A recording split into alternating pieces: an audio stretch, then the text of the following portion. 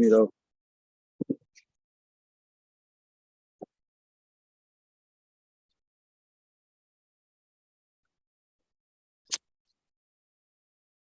How when you make that connection with Shiva, that like true connection,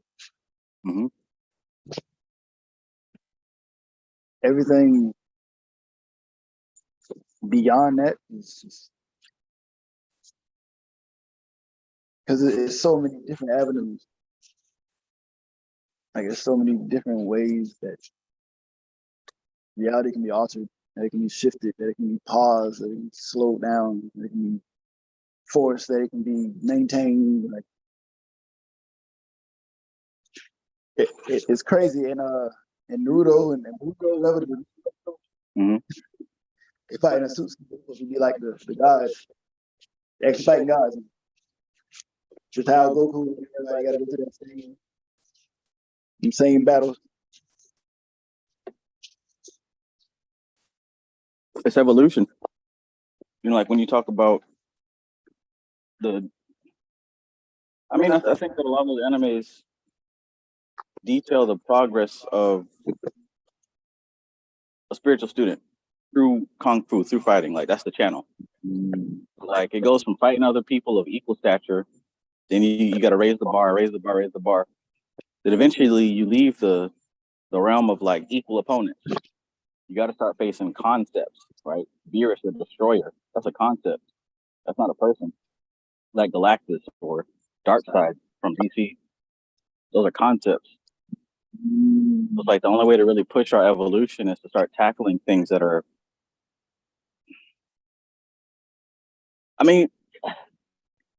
that affect the entire human condition. That's the only thing about it. Like all these things are plausible, but something's going to happen. Yeah. Not really saying, oh, this is going to happen, but something's going to happen, or something should happen. What do you mean? As far as like attaining something, like you said, I'm trying to think you said that in the movie. Like equal exchange. The equal exchange? Something's going to have to be differentiated, something's going to have to be different.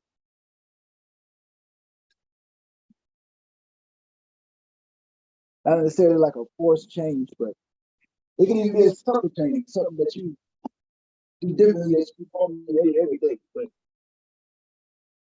okay, so it's a little bit. Take off. Okay. The things that we do,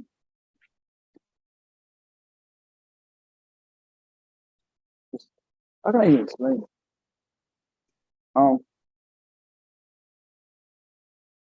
Everything we do works at a time. Right? Every time a year, every month, the course changes. What's going on at the launch year? I think I'm saying that right. But it rapidly changes. It can pick up and it can drop. There can be a frequency that's around you that you can feel that it's heavy, but you still don't pay attention. Yeah. Which kind of off triggers the high frequency because they're so light that you're not going to feel. But there has to be an exchange. There has to be a balance. There has to be a pull. If you do something crazy like depending on the force that you're working with, certain abilities get heightened more than others. Like it can be always knowing what your friends think, and people think that's just I just know what you're gonna think. No, reading their minds. A lot of the stuff that we do, we do it all the time, but we don't vibrate high enough to even understand what we're doing. It's not complicated. It's not something hard to figure out.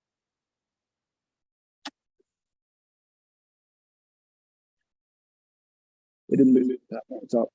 It depends on if that's really what you and in your reality, that's what you want to marinate, the way I call it. Because most of the time with our thoughts, we think about one thing. A couple seconds, a couple minutes, they think about something else. Those thoughts don't even have time to mature. Like they don't have times to seed because you don't give it enough of your energy. You thinking about it doesn't do anything. You have to actually put some of your essence, put your solar plexus into what it is that you need. Now you were talking to me about the spiritual parasite. So can you elaborate on what you were saying a little bit earlier? Okay. Basically, we all have certain influences, certain things that drive us to do certain things that push us to do certain things that don't make us want to do certain things that are maybe happen to you,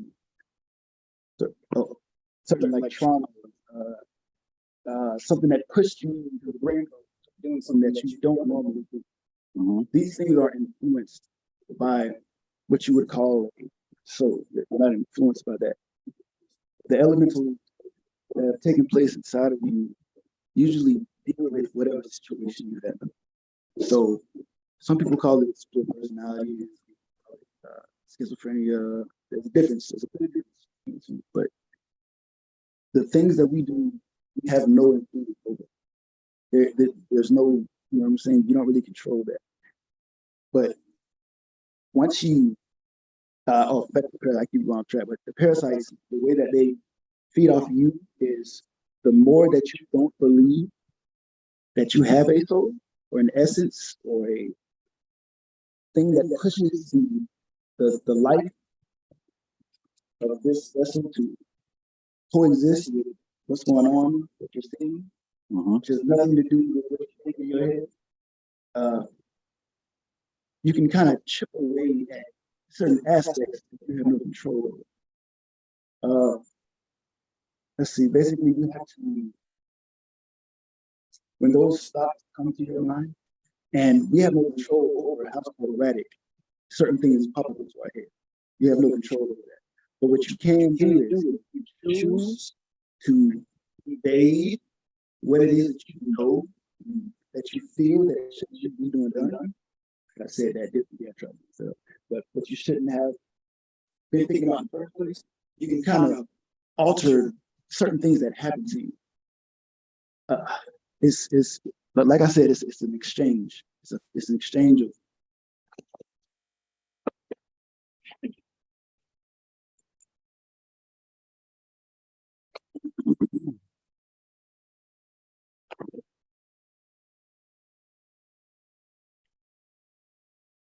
Yeah.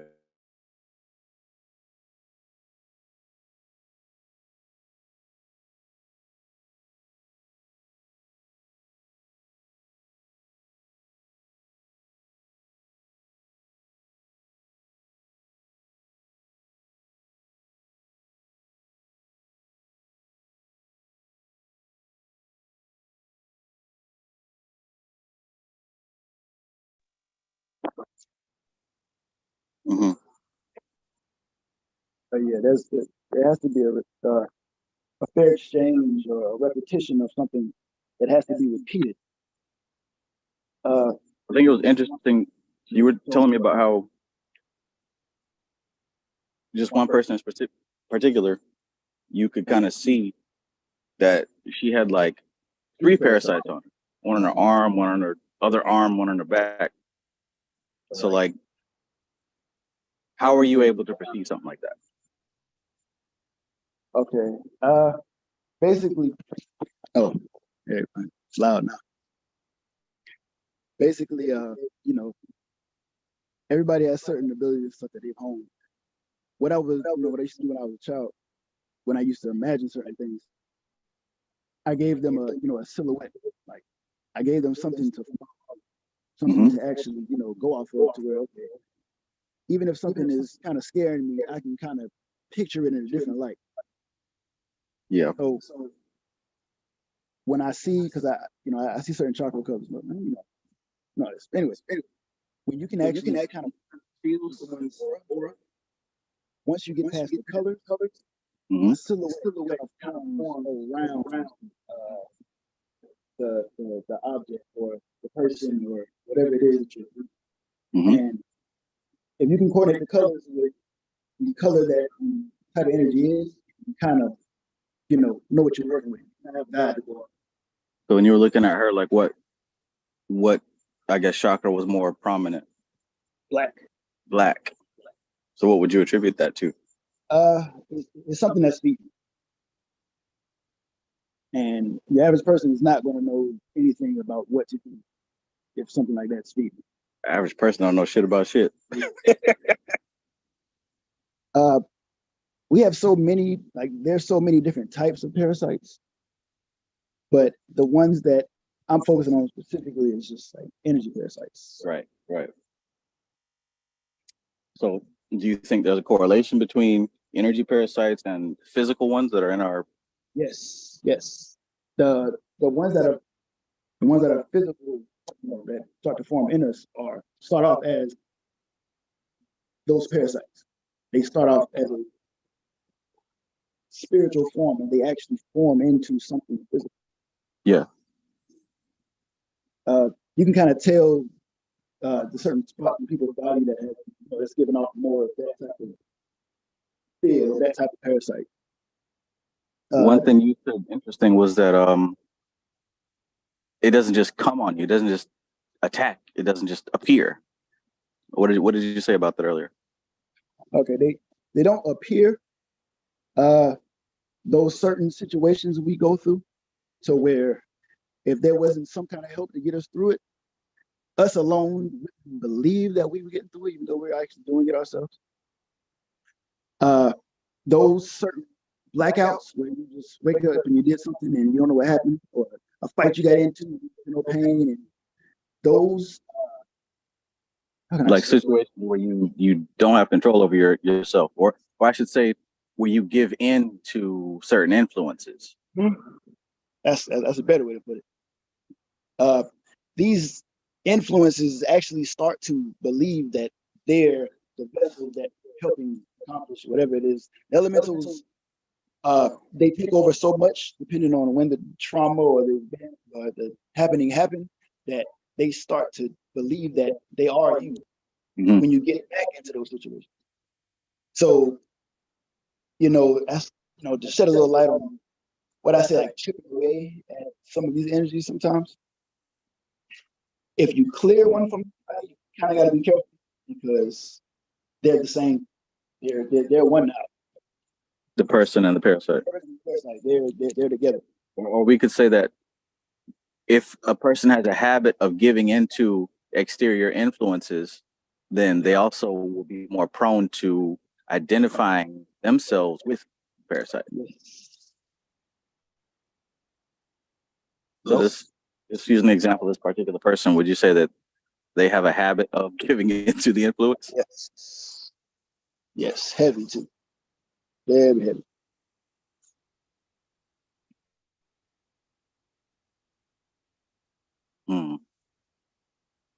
When certain people done being around you, they go right back to what was influencing them before you came around. That's usually how it works. Yeah. So how do you think this fits in with this balance of Prakriti, right? Us living within Prakriti itself and attempting to fulfill our desire. How do you think the parasites factor into that? Well, it ties in with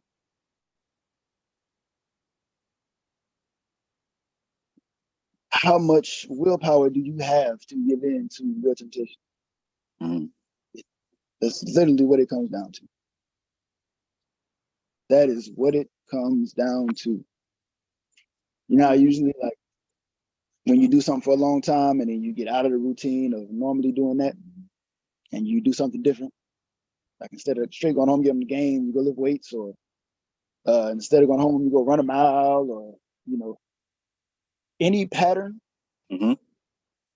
is that repetition kind of breaks some of the parasites off, because it's like they are that old habit. It's not even like we have habits. Like Mm-hmm. these things are, they believe that when they're doing what they're doing with you, that it's actually happening. Okay. So you're saying that telltale sign of what we're talking about here as far as parasites would be habit behavior. Yes. Yes. Now, we as human beings are habit forming creatures. Everything we do is habit. Me getting on a Zoom call on Thursday nights is a habit. Me walking in circles is a habit. Would that be considered a parasite? Yes, it would. So if that would be the case, is quote unquote parasite a negative thing inherently? No, nothing is negative. This is the way I see it. I don't know anybody else does, but there's no negative. There's no there's no good. There's no bad. It is what it is. So could we say that maybe there's a different term for this as well? Could it be something other than parasite that we can call this?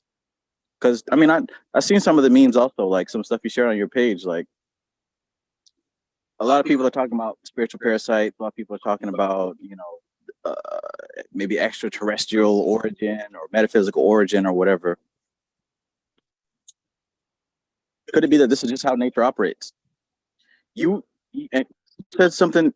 I wanted you to touch also on what you were saying earlier about these old ones, right? You were talking about how they exist on a lower consciousness vibration than the human mind does. Like we can see all of consciousness as a frequency band, right? Just like if you turn on the radio, you can tune it to 101.5, 98.7, whatever. There's a human frequency that everyone is on by default.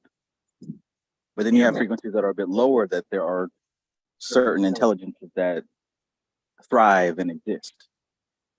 They don't overlap because their rate of consciousness is different than a human rate of consciousness. You can even see that, like, I always noticed since I was really young, flies, right? You look at how a fly moves. It's all quick and jittery. Like, you see them move, but you don't see, you know what I'm saying? Like, it'll be looking this way, then it'll be quickly turned to the right, then to the left, and it'll zoom off. Birds, too. But to me, it almost signifies that they exist on a frequency that's slightly faster. Maybe it's because of their size or who knows why, but I don't think it stops with just flies and bees and birds. I think the whole spectrum of consciousness is differentiated by what frequency you live in. What would you say to that? Yeah, that's a pretty good comparison. It's all on the same spectrum. So if we're talking about these different frequencies, again, how I want to say, how does parasites tie into that? But we should probably start to use a different terminology.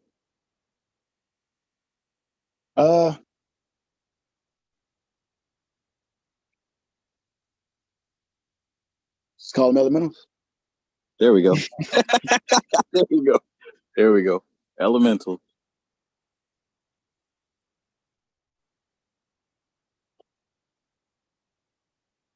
It's crazy. When you first were telling me about what an elemental, describing, how they work, how the force works, what it, what I'm saying, how it guides you, what it, what I'm saying. I really didn't understand it. But certain things, well, of course, certain stuff you talk about, I'll be thinking about it, but I won't really know what it is until I actually do. When you actually, I am a, uh, I am a victim to. You actually do the work, you will see what happens. Yeah. It's literally that simple. It's crazy. Truer than true.